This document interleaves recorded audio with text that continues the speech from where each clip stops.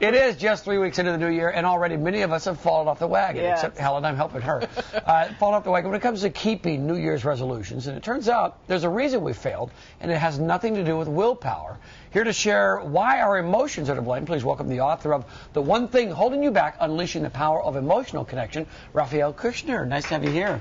Thank you. It's great to be here.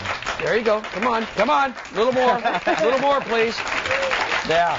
You had to put down the pizza and left. Welcome. Nice to have you. First off, you live in Portland. I do. I live near the Oak Grove area of Milwaukee. Well, we love whenever there's an author of note on the show who's from here. It's just nice.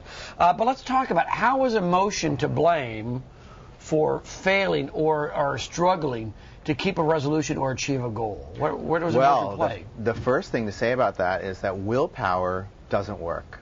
And there's a very specific reason for it. First of all, we can see, how many people will trade one habit or compulsion for another. You quit smoking, then you start drinking, or you quit drinking, you start smoking. Right. Or, you quit whatever it is you want to quit, and then you just become tense and mean.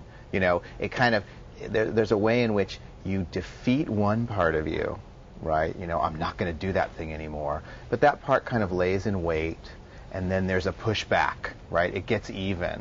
And whenever we're in opposition to ourselves, then we can only have a short-term victory. We can start our New Year's resolution off great for the first, 3 weeks and then, fall off the wagon. Right.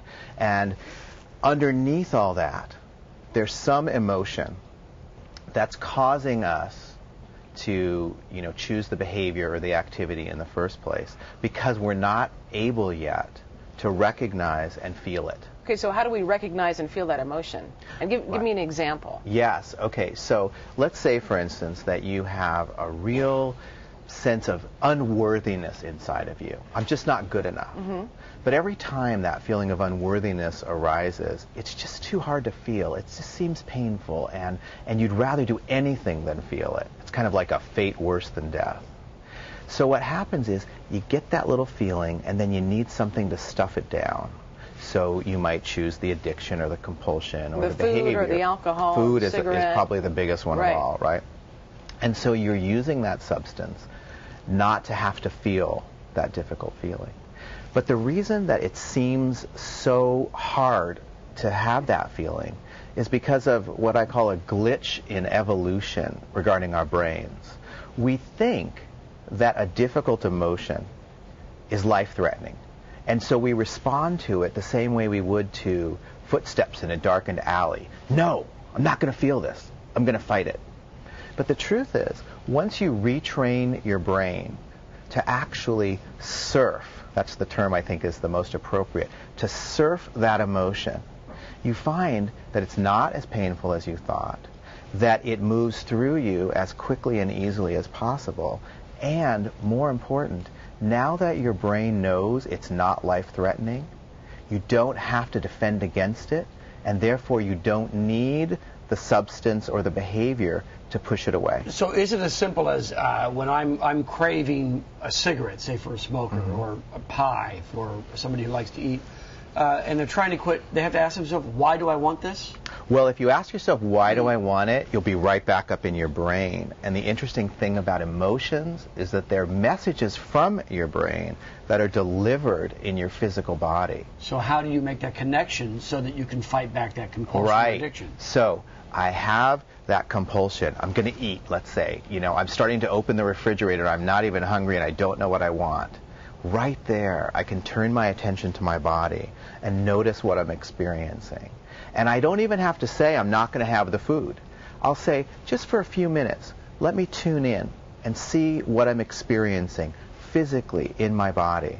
And if I turn my attention to my body, I let my attention be the surfer, and I let the emotion be the wave, then what happens is I start to open up, I start to relax, and I start to realize, I feel better and more peaceful, and now I don't even really want to eat anything that's in the refrigerator. It's really meditative, isn't it? It's a kind of meditation in action, and the key is that sometimes when we meditate, we sit back and we watch everything from far away. But in this process, we need to dive right in and get on the wave in our body that is the emotion. So it's a kind of up-close, active meditation. You talk about feeling first and speaking later. Mm-hmm. Yes, because whenever you try to figure something out and then share it with someone and you haven't felt the feelings first, you can't trust any of that. It's all designed to get rid of the feeling. But you need to have the feeling. The feeling has been presented to you by your brain as feedback to what's going on. So the most important thing is to get that feedback first, which doesn't mean expressing it. It doesn't mean acting out the feeling. It just means surfing it to see what's there. The message of an emotion is the feeling. And once you receive that message, you're in a much better place to assess what to communicate and even how to understand what's going on. You also talk about the inner 2-year-old that we all have. We never get rid of that 2-year-old. And we all struggle with terrible twos at times. And when I read that, I thought, boy, does that make sense? Yeah. Every once in a while, it just kind of bubbles up. How do you do that? Well, you know what? For me, I call this like the stompy energy, right? So let's say, for instance, I have a workshop to lead, or I'm going to give a big talk at a corporation or something, and I'm excited about it. It's really a great thing for my career. And then the night before, I'm in the hotel room, and suddenly what comes through me is, I don't want to, right? I just want to stay in the hotel room, eat room service, and watch bad TV. Now, if I said, that's ridiculous, you need to just buck it up, you know, this is a great opportunity, then what would happen? I'd be in opposition to myself again, like we talked about before, and I wouldn't be at my best. So what I do is I say, oh yeah, I get it. Yeah, let's watch a little bad TV, maybe a little room service. Stomp around for a while, I tell the 2-year-old. And usually, it doesn't really want me not to go to that event. It just wants to stomp around. Yeah. And when I give it space and room to do so, then it relaxes and I can do my job. Well, what you have to say is much deeper than what we can do in 6 minutes on morning TV. That's why we want folks to know that you've got a talk coming up tonight, a book signing. The One Thing Holding You Back is the book, or tomorrow night, I'm sorry, at the Amrita Yoga Sanctuary. Yeah, it's actually a benefit. You come, you make a donation to Living Yoga, which helps at-risk young women by teaching them yoga, and you get a copy of the book as well. There you go, and all that information is on our website at KATU.com. Thanks for coming in today. Oh, you're welcome.